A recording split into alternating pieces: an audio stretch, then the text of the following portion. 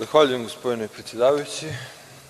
Gospodine predsjedniče Vlade, na prvom mestu želim da vam se zahvalim na obaveštenju da će se narodni poslanici Srpske napredne stranke vratiti da glasaju, jer smo se baš pitali da li će učestvovati u glasanju, a pošto smo od režisera ove predstave dobili odgovor, ja vam se zahvaljujem na obaveštenju. Očekivao sam danas pobedu pristojne i moderne Srbije. Srbije koja promoviše rodnu ravnopravnost.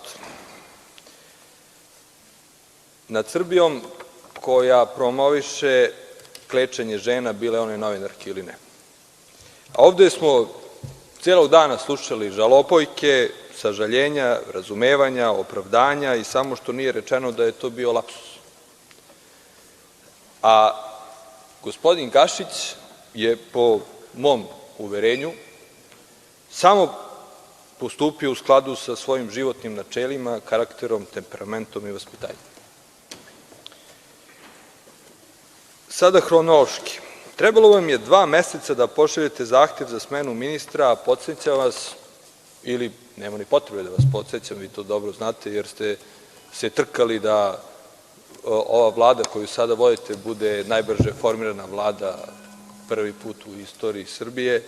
Trebalo vam je samo 6 nedelja od održavanja parlamentarnih izbora da formirate celu vladu sa 18 ministara, a sada 2 meseca ne možete da pronađete samo jednog ministra. Dakle, sva vaša statistika i te lovorike koju ste pobrali kao najbrže formirana vlada jednostavno pada u vodu. Ali pošto ne možete da nađete ministra, ja vas pitam koji su kriterijumi za izbor ministra. Ovde smo od vas, o gospodinu Gašiću... Gospodine Seniću, ja bih vas zamolio da se vratite na temu. Ovde govorimo o razrešenju ministra, a ne izboru novog ministra. Prešao sam preko toga da vređate gospodina Gašića, ali molim vas, govorite o temi. Ja vređam. Malo pre ste uvredili gospodina Gašića. Šta sam rekao? Dobro. Izvolite, nastavite. Dobro. Dakle, čuli smo da je gospodin Gašić, ja samo citiram šta je premijer rekao. Rekao je da je njegov prijatelj, odličan saradnik, dobar i vredan čovjek. Zašto premijera niste tada prekinuli kad je to pričao? Znači, molim vas, nemojte da me ometate.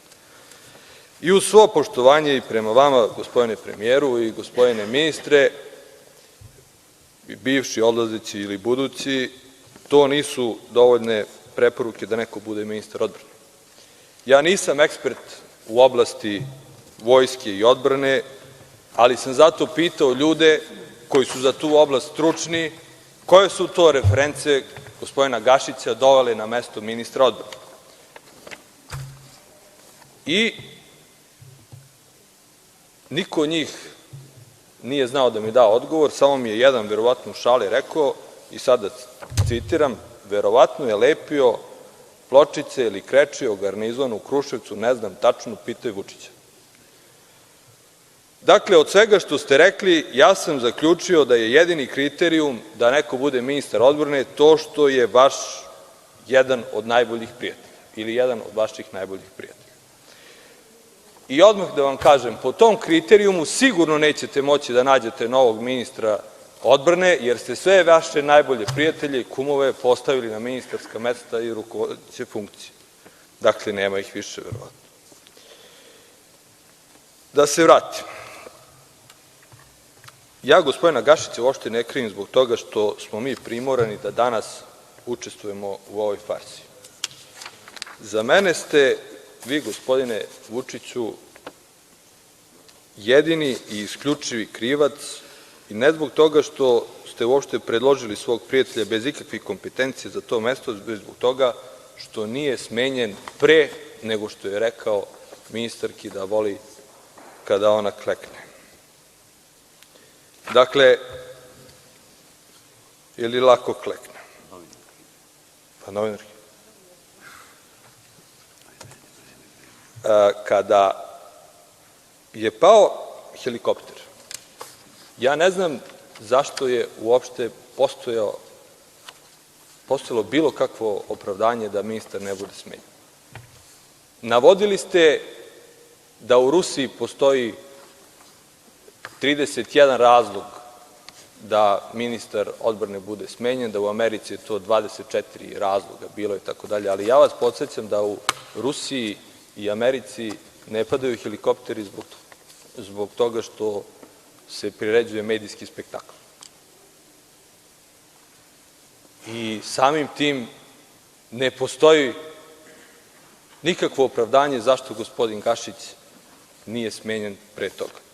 Da ne podsećam da je odbijao da dostavi informaciju o incidentu u kome su učestvovali vojna policija i vaš brat, Zaštitniku građana i tako dalje.